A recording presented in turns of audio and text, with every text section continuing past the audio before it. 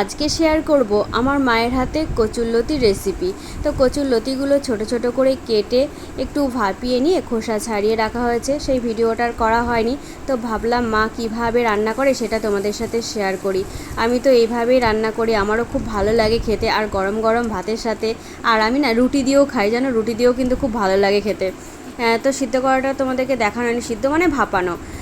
এবার দেখো কড়াইতে কালো জিরে, রসুন আর কাঁচা লঙ্কা দিয়ে একটু ভাজা ভাজা হয়ে গেলে তারপরে যে খোসা ছাড়িয়ে রাখা কচুরলতি সেগুলো এর মধ্যে দিয়ে দেবে। তো কচুরলতি এর মধ্যে দিয়ে তারপরে পরিমাণ মতো লবণ হলুদ দিয়ে দিতে হবে, দিয়ে আস্তে আস্তে ভাজা ভাজা করে নামিয়ে নিলে রেডি হয়ে যাবে কচুরলতি ভাজা। তো অনেকে অনেক রকমভাবে খায়, চিংড়ি মাছ দিয়ে খায়, অনেকে অনেক মানে অন্যরকম মাছ দিয়ে খায়। তো আমার কাছে এটাই বেশি ভালো লাগে অন্য রকমের থেকে।